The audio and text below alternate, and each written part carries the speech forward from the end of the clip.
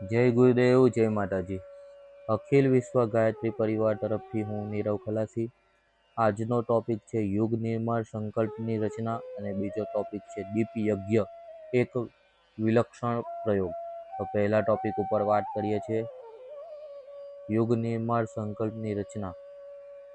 યુગ નિર્માણ યોજનાની ઘોષણાની સાથે જે પૂજ્ય ગુરુદેવે નવયુગના બંધારણના રૂપમાં 18 સૂત્રી યુગ નિર્માણ સંકલ્પની રચના પણ કરી.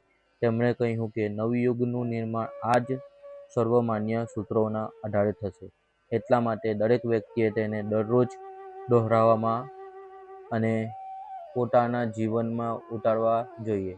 પરમ પૂજ્ય ગુરુદેવની સૂક્ષ્મીકરણ સાધનાથી પહેલા રાષ્ટ્રીય ચેતના જગાડવા માટે દેશના વિભિન્ન નગરોમાં સહસ્ત્રકુંડી ગાયત્રી મહાયજ્ઞો કરવામાં આવ્યા. આ મહાયજ્ઞોનો ટાટાનગર બિહાર, મહાસમુંદ મધ્યપ્રદેશ, બહેરાઈ ઉત્તર પ્રદેશ, ભીલવાડા રાજસ્થાન તથા પોરબંદર ગુજરાતમાં સંપન્ન થયા.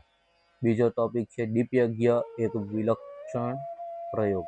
ગાયત્રી અને યજ્ઞ કોઈ વ્યક્તિ કે વર્ગ વિશેષ માટે નહીં, માનવ માત્ર અને પાણી માત્ર માટે ઉપયોગી છે, જરૂરી છે અને તદ્દન અનિવાર્ય છે. એટલા માટે પરમ પૂજ્ય ગુરુદેવ પરમ પૂજ્ય શ્રી રામ શર્મા આચાર્યજીએ દીપ યજ્ઞના રૂપમાં યજ્ઞની નવી વિદ્યા અને સૌના માટે સદબુદ્ધિ, સૌના માટે ઉજ્જવળ ભવિષ્યની સ્થાપનાના રૂપમાં ગાયત્રી ઉપાસનાનો ભાવ સમજવાને આપ્યો. એ ગાયત્રી અને યજ્ઞના સર્વમાન્ય સૂત્રો છે જે સમાજમાં ખૂબ લોકપ્રિય થયા છે.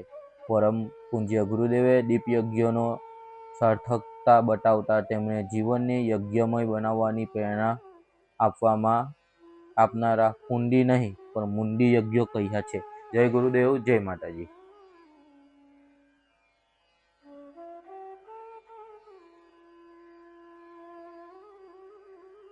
મારી યુટ્યુબ ચેનલ યુગ નિર્મલ યાત્રાને સબસ્ક્રાઇબ કરો, લાઇક કરો, બેલ આઇકોન દબાવો.